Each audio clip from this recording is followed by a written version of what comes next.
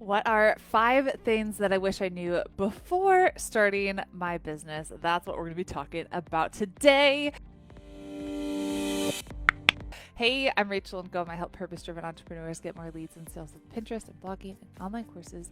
And I'm excited to talk to you today about 5 things I wish I knew before I started my online business. Okay, so if you don't know my story, I started my first business when I was 23. We had just, no, this was actually, okay, so we got married. Long story. We got married at the courthouse for my husband's visa. I started my business. Then we got married in Morocco for like our official wedding. So I was like, before we got married, after we got married, in between our weddings. Okay, so I started this business when I was 23, like super young, super naive, and had no idea what the heck I was doing. I was just like, all right, I like the products. I was in network marketing and I was willing to learn.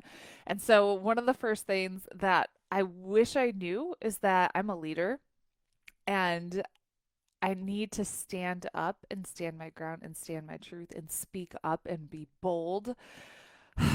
I wish I were bolder when I first started, and I wish I just had that confidence when I first started. So, something I would tell myself back when I was 23, you are a leader. And you need to stand up and you need to act like it and act like it now. And don't wait until you think you know more. Don't wait until the timing's right. Don't wait until you reach a certain rank or certain level or certain income. You're a leader. So step up and be bold. Second thing, I wish I knew that this is going to be one of the hardest, most challenging, yet most rewarding things you'll ever do outside of being a wife and mom. I think I don't know. I didn't know what to expect, honestly. When I started my first business, I totally fell into it. It wasn't intentional of like, I'm going to start a business. This business, she's making an impact, was a little bit more intentional, but I didn't realize entrepreneurship was going to be, it was going to test every single thing about myself. It was going to push me to all of my limits, test all of my boundaries. Oh my gosh. Um, yeah, entrepreneurship will reveal every aspect about yourself. You think you have it all together, and then it's like you get a new test or a new challenge or something happens, boom. So I didn't know it was going to be one of the most challenging and most rewarding things that I've ever done in my life.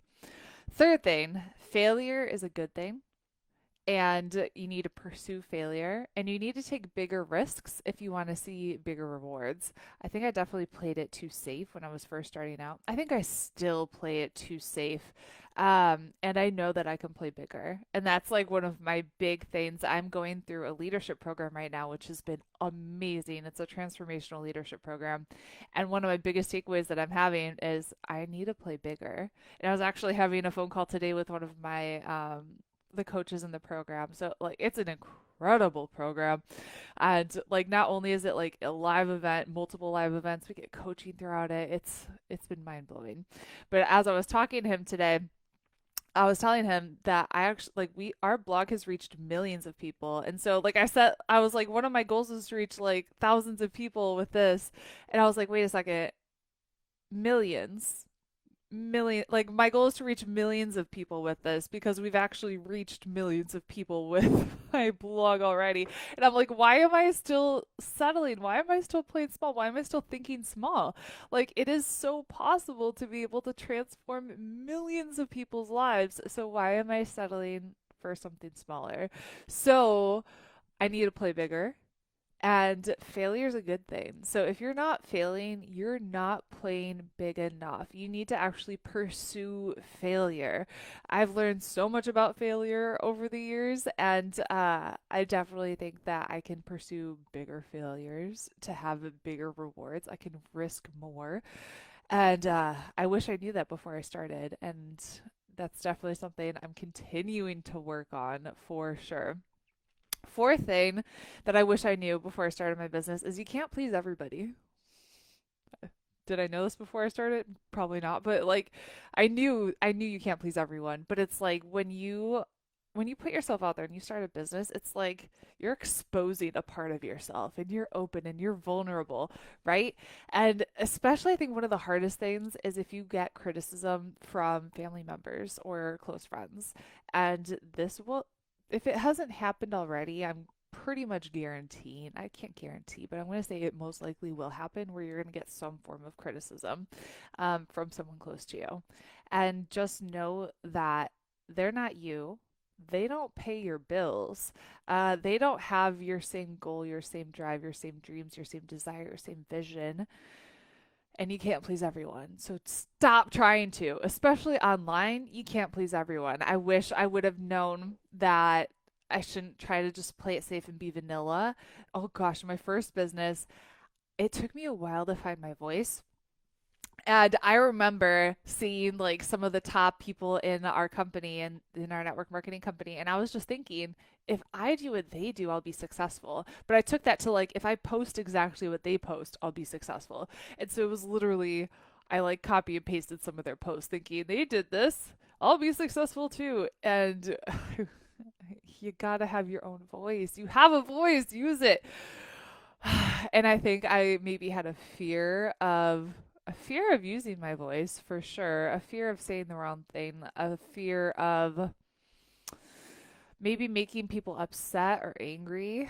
And that's definitely a lesson of you can't please everyone. And so it was last week or the week before I sent out an email about the Black Lives Matter movement. And I remember talking to my husband before I sent out that email, and he was like, why would you do that?" Like, and he's like, "You shouldn't say anything." And I just remember telling him, I'm like, "That's the worst thing I can do is to say nothing. I know I'm probably gonna lose people and I'm gonna make people upset by taking a stand, but the worst thing that I can do in this situation is to be quiet, to sit down, and to shut my mouth. And that I know that my voice matters and I have to speak up if I want to actually see some change happen in our world." Whew, we could go on a whole other tangent for that. I like start to tear up talking about that. Whew. All right. Yeah. And I'll actually tell you a story while we're on that topic. Oh, I will cry. Oh, man. Keep it together. Keep it together. Yeah, so my son is, so obviously I'm married to a black man, so we have mixed children. And my son was playing soccer on the soccer team, and we live in a pretty much white neighborhood. And he was asking me, "Mommy, I'm afraid that the kids are going to make fun of me because I'm black." And that was like a fear of his. Oh my gosh. And having to like parent that moment wasn't easy, right? But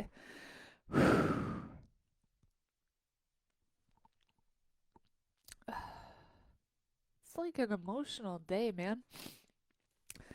By me being able to be bold, speak up, and speak my truth, I know that I'm not going to please everybody.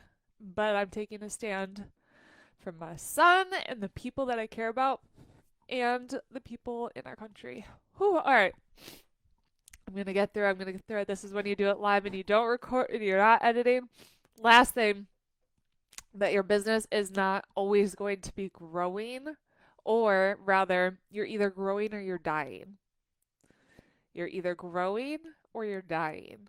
And that's the same thing with your business, same thing with other aspects of your life. There's no, like, what do you call it? Like skating? Or there's no, like, you're just coasting. There's no coasting. You're either growing or you're dying. So your business is either growing or it's dying. You either have forward momentum or you have backwards momentum. And so I remember in my first business, I had this big goal of reaching this big rank that was like the scary rank. And I hit that goal. It was huge. I remember, oh man, that was a big day when we reached that goal. And after I reached that goal, I didn't have a what's next. What's my next goal? What's my next thing going to be? It was like I hit that goal and I was like, oh dang, that's it was like 0.01% of the company had reached that goal. And so it was a big freaking deal.